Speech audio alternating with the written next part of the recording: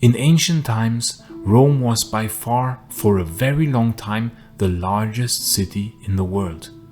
Depending on which sources you consult, it is written that Rome had anywhere from 1 million to even 2 million inhabitants during its peak.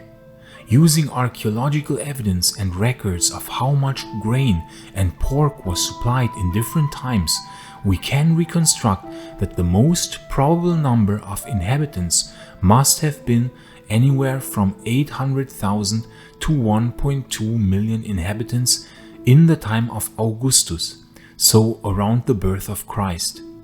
Using the same method, we find that even as late as during the time of Valentinian III, so around 450 AD, Rome still had an incredible 500,000 inhabitants. The population decline started with Constantine, when many left the old Rome for the new Rome, Constantine's new capital in the east. But yet, 500,000 inhabitants by the year 450 AD is still surprising, considering that we often read how Rome's importance had declined from the 4th century onwards. I will make future videos where I will argue that formally Rome never ceased to be the true capital of the Western Empire, but this is a topic for another time. After the Western Empire collapsed in 476 or 480 AD, depending on your preference, Rome still had a lot of inhabitants for that time. Estimates for the time of around 500 AD, so during the kingdom of Theodoric, range from 100,000 as a lower bound, even up to 250,000 inhabitants. It is difficult to estimate numbers from that era, since here it is where the records start to become harder to trace, and they would soon entirely disappear with the darkness that came after the Gothic Wars. But still, it might be surprising to see that Rome still might have had 250,000 inhabitants as late as 500 AD, although I personally think that a number of 150,000 to maximum 200,000 might be more appropriate. So we now have established how many inhabitants Rome had. But what about the surface area? Rome was by ancient standards an absolutely gigantic city, the largest in the world. Even Alexandria, or later Constantinople, could not keep up with Rome regarding the sheer size of it. When we try to estimate the surface area of ancient Rome, we can use old maps based on a model of the city from around the year 200 AD. Rodolfo Lanciani created a really precise map of ancient Rome in the 1890s, based on fragments of a large map from the time of Septimius Severus, from 203 to 211 AD. This map, called the Forma Urbis Romae, measured an incredible 13 by 18 meters, was carved into 150 marble slabs that were arranged perfectly on a wall in the Templum Pacis, in the Temple of Peace, where visitors back then would be amazed to see a gigantic map of Rome with all the monuments, a very high level of detail, and an accurate scale of around 1 to 240. The city was divided into 14 administrative regions, which were also drawn into the map.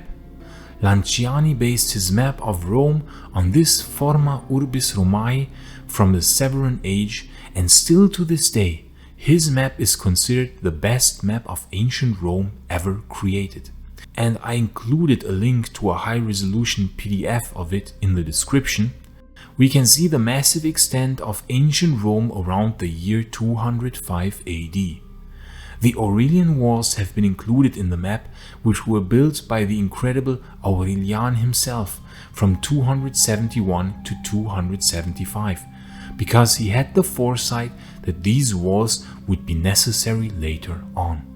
Doing some further research, we can find that the Aurelian walls had a length of 19 kilometers. Doing even more research, we find that the enclosed area within the walls was 1,400 hectares or 14 square kilometers. However, here we must be careful, because the actual city area during the zenith of Rome in the early 4th century went already beyond the Aurelian walls. The actual city area was 24 square kilometers. So, using data from actual provisioning of grain and pork, the population of Rome during its peak was between 800,000 and 1.2 million people. So let's take the median value of 1 million people. Therefore, we get a staggering population density of 41,667 persons per square kilometer. And because our million figure is also just an estimate, let's just round it down to 41,500 to be a bit more conservative. To put this into perspective, let us take a look at a very densely populated modern city which is world famous, namely New York City. And in New York City, Manhattan has the highest population density as it is filled with lots of skyscrapers and high-rise apartment buildings. Yet, incredibly, the population density of Manhattan is actually lower than the population density of ancient Rome. In fact, Manhattan has a bit more than half the population density of ancient Rome, with 28,000 inhabitants per square kilometer compared with 41,500 per square kilometer for ancient Rome. Even Hong Kong, this incredible dense city with all the high-rise buildings, has only a population density of 6,300 persons per square kilometer, only 1/6 the population density of ancient Rome. In fact, if we take a look at the most densely populated cities in the world right now, we are absolutely astounded to find that ancient Rome would actually be on place 3 of this list here. Malé, the capital city of the Maldives, is currently the most densely populated city on the planet, with 153,000 people living on a surface area of only about 2 square kilometers, corresponding to an incredible 78,700 inhabitants per square kilometer. Followed by Manila, the capital of the Philippines, with 1.66 million people living on only 38.55 square kilometers, giving it a population density of 43,000 persons per square kilometer. Then we would have Bogor in Indonesia with a density of 40,000 persons per square kilometer, slightly below the population density of ancient Rome. And please subscribe to this canalis, dear amici imperii Romani, if you don't want to miss any future videos, for I will make many more videos not only about late Roman history and battles, but also about the urban history of Rome, Constantinople and other cities of the Imperium Romanum. Gratias agut tibi, amici. So how is this possible, you might ask? How is it possible that an ancient city can rival modern cities with regard to population density? Modern cities can achieve such population densities because of high-rise apartment buildings where hundreds of people can live in a single building. But the ancient Romans did not have buildings with 20 stories or more. Well, the answer to this riddle is given by a special type of ancient Roman apartment building called Insula. The Notitia Dignitatum, an ancient document from around 420 AD, details the city of Rome of that time. According to this document, the Rome of 420 AD had an incredible 1,797 palaces or temples and 46,602 insulae or apartment buildings. These insulae could be built up to 9 stories before Augustus himself introduced a height limit of about 20 meters. However, these buildings were built with low building quality, so that even this height reduction would not stop them from sometimes collapsing. And as you can imagine, the likelihood of surviving such a collapse was not very high for the tenants. Therefore, later the height was reduced further to about 17.5 meters. The early Christian writer Tertullian gives us some interesting details about the insulae. He wrote about the Insula Felicles, also called Felicula, that was located near the Circus Flaminius in the 9th region. He lamented the hubris of these giant multiple-story buildings by comparing the Felicles to the towering homes of the gods. Modern archaeologists could reconstruct that a typical insula could accommodate as many as 40 people, in at least 7 apartments, possibly more, with the largest apartments offering a surface area of almost 100 square meters. This is quite comparable to modern apartments. The only surviving insula in Rome is the 5-story Insula dell'Araquili, dating from the 2nd century AD, which is found at the foot of the Capitoline Hill.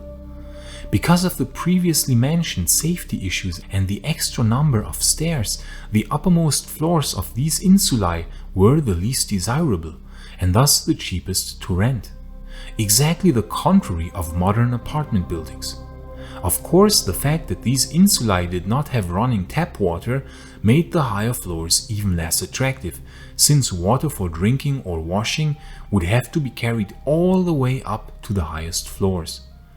As we said, the highest ones were 9 stories in pre-Augustan times, but since they were really prone to collapsing, the later ones probably only had 6 or 7 stories at the most. But it is still quite fascinating to see how similar these apartment buildings were in many regards to modern apartment buildings of our time.